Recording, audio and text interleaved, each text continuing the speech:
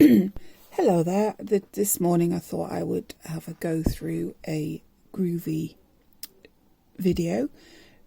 I was asked after having done my PTC, where I did a watering can over some poppies.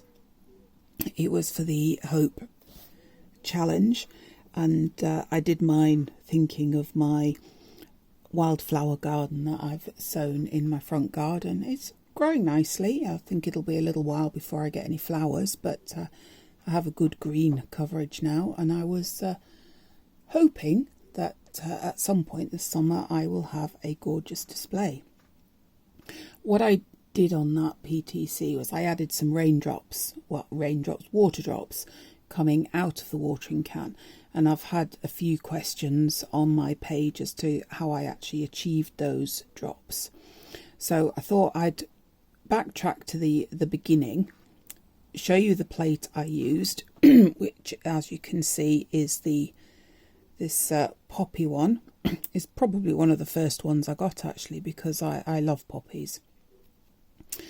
I did trace using my Lightwave, but I found that on the video it just whited out and you couldn't actually see anything at all as to what I was doing, and I'm sure you all know how to trace your pictures, so you don't need me to show you. But I just thought I'd share with you one thing I do when I'm using a plate mate is I actually use the plate mate upside down, so this is all smooth, and that means then if you're doing a bigger piece and you're moving your parchment around, you don't mark it with any of these tracings because this is smooth.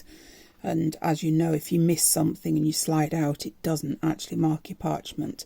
But if you slip into any of these grooves, then you end up with marks on the right side of your parchment. So that's what I did. I'll show you my design now.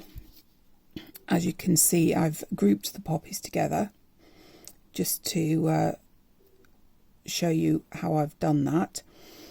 What I've used is two of this one here.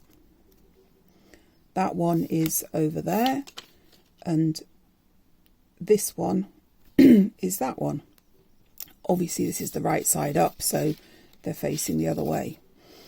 I've gone ahead and coloured in these three poppies, my stems, and the two buds from here that I've added in. This is just to show you that when you put a plate into the plate mate, you don't have to trace it entirely. You can move it around, line up, and get bits to overlap. That one there, obviously I've traced, and then I moved it up to there. In fact, I did that one first. Remember, if you're putting stuff behind each other, not to go over your lines so they look like they're all growing together in the field. And that one's slightly behind that one, and these two buds have come over the stems, and this one's right at the back. Okay, so I've coloured these three in. I just thought I'd show you, because these little dots are so difficult to colour around from the front, I've actually just coloured some red behind to give them the redness that you want from the front. I've also put this on black card, so it makes it much easier to see. But if you're using, you should really always colour on a fairly firm surface. I do actually have mine on my little silicone mat because it does allow for a little bit of give. So using, I have a few different reds out, and an orange, which has given these the nice bright red at the edge. And so starting with your lighter colour, basically just colour in. Now with colouring from the front, you have to be careful with your white lines because you can cover over them. You can see I've gone over them there, and you can't actually see the white line anymore. So it depends obviously whether you want the white line in your design or not, but I will show you how you can remove those later if you do go over them and you didn't want the white lines there. So just a light covering all over in the palest red. As you can see, I'm not being particularly careful about where the colour's going, just as long as we've coloured in all the redness. I'm just trying to not go over too many of my white lines. I always feel when I'm videoing that people get a little bit fed up of watching me do things, so I tend to just go a little bit quicker. So this one actually might not turn out quite as well as the others. But let's get all that into red. Now, some of the other ladies might think that you need to work through your colours starting. I tend to always then go in with the darker one and put all the darker shading in where I want it, thinking about how the petals are lying and where you're going to get darker colour showing.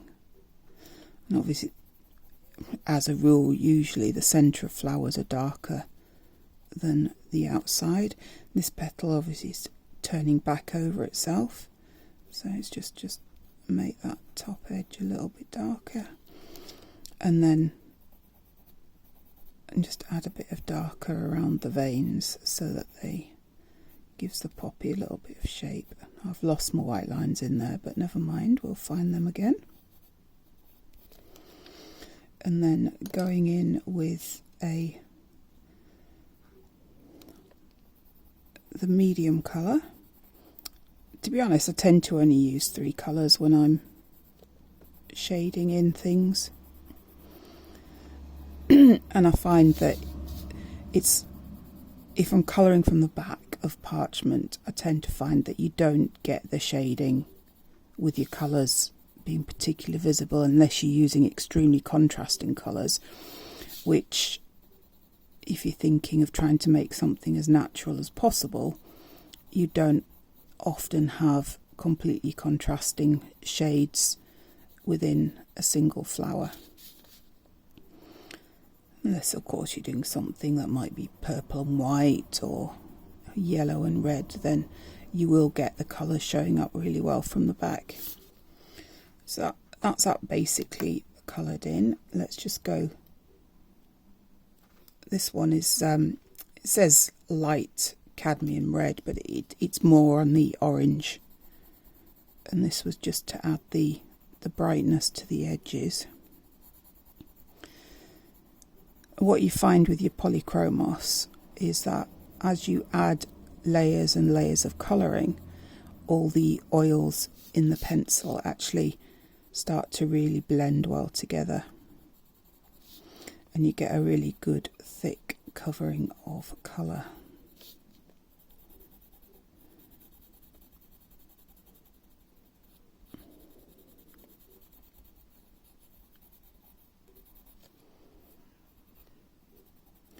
Let's make that one stand out a little bit more. And we need to just thicken up the colour a little bit in here. So this is back to my lighter one that I used all over.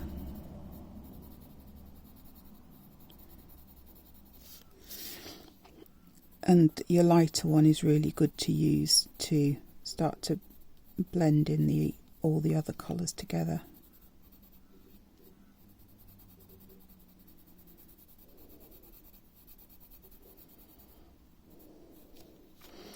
And then what I did, just to make the darker bits really a little bit darker, was just add a little bit of grey.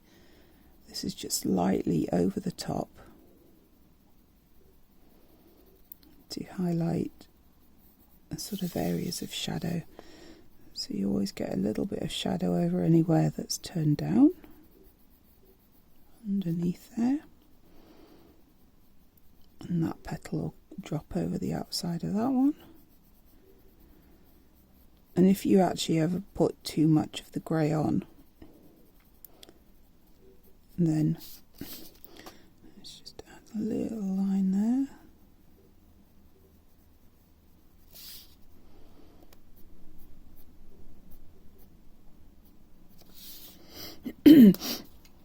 what you can do then is with one of your lighter colours is just go over, and you'll be able to blend that out a little bit better.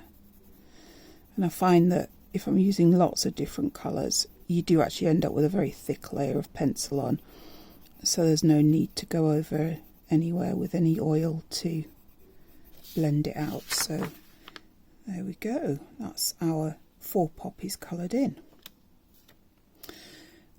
Before I start to add any drops, I'm just going to, using this is actually a Faber-Castell artist pen in black. I find these work really well, but the dots obviously come out white in your embossing. I haven't actually embossed any of these apart from the tracing lines. And I find that this pen is great because it is water fast and it doesn't smudge once it's dry. It's also good for tracing outlines if you want to do something in a dark outline. Let's just add in those little dots, because as you know, poppies are black in the centre. Yeah, that'll do. And then I'm just going to go back with my black pencil and colour that in a little bit stronger.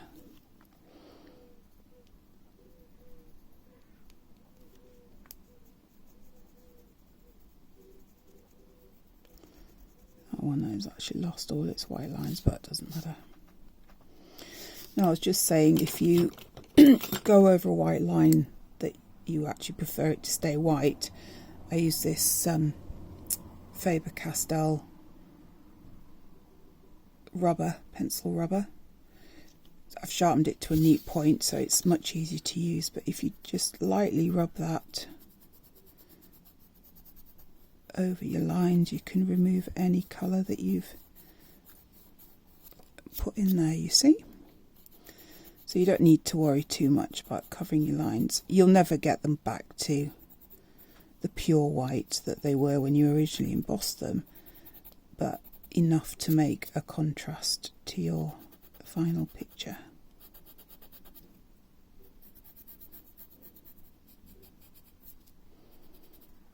There we go.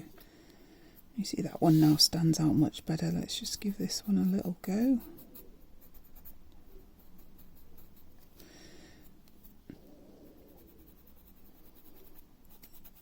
Obviously, if you slip off your line, you're going to rub out any of your colouring that you've already done, but you can then go back in with your pencils and end up with the result that you... The end of my pencil's gone real wobbly. Let's just pull that off. This is the best one to use for this because it you can get it to a fine point, so you get much more precision working. There we go. So yeah, we've got our, more or less got our white lines back there. And then the other thing to say is I coloured in the 2 buds using, I think I used 3 shades of green. I've got 4 out here, but I did use a little bit of the lighter one here down at the bottom. So I'm just neaten that up a little bit. And then this one is one of the darker greens, just to add a little bit of darker there. And obviously that bud leaf here is over the top of that one.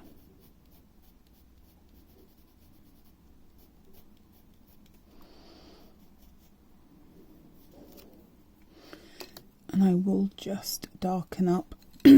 These I've just done in one colour, but I used the darker red because buds generally start off life in a much darker until they open up. So there, that is my poppies done. So to add the water drops, I used glossy accents, and it describes itself as a clear dimensional embellishment. I hadn't actually used this on parchment before, and I was really quite nervous because I'd spent a lot of time doing the whole design, colouring in, embossing, and I thought, this is the last thing to add. If it doesn't work, I'm going to have to start all over again. But fortunately for me, it worked, and as I say, I seem to have had quite a lot of comments. One thing I do really like using this for is if I've stamped something that would have clear wings, like a bee, dragonfly, I put a layer of this over the top, and it adds a nice sheen to your wings, and it makes them look much clearer, and generally put a little bit of glitter underneath as well. So it comes in a bottle as such. The end of this actually is quite wet, so let me just get a bit of tissue paper and clean that off before we start. It is fairly runny, so be very careful if you don't want great big globs of glossy accents everywhere. And then all I did was just gently add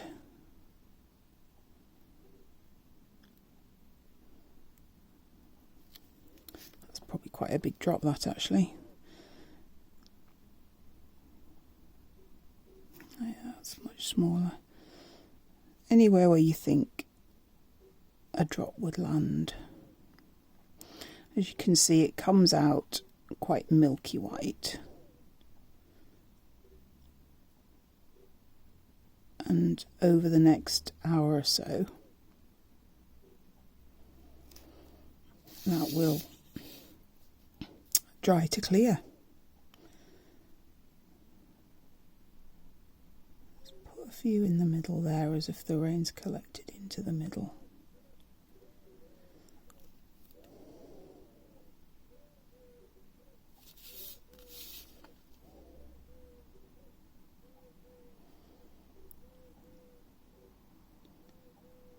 And it's quite fortunate that it comes out in droplets of almost a spherical shape, which is going to give you your raindrop effect.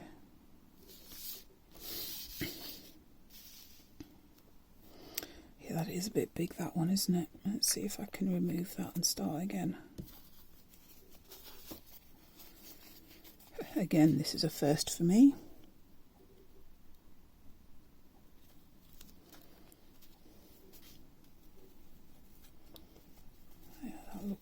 I've actually left some behind there, so hopefully that will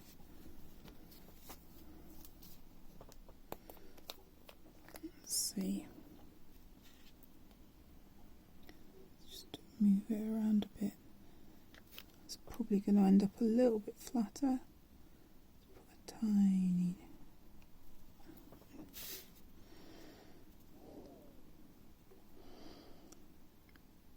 And I was actually quite impressed at how effective these looked once they'd dried clear.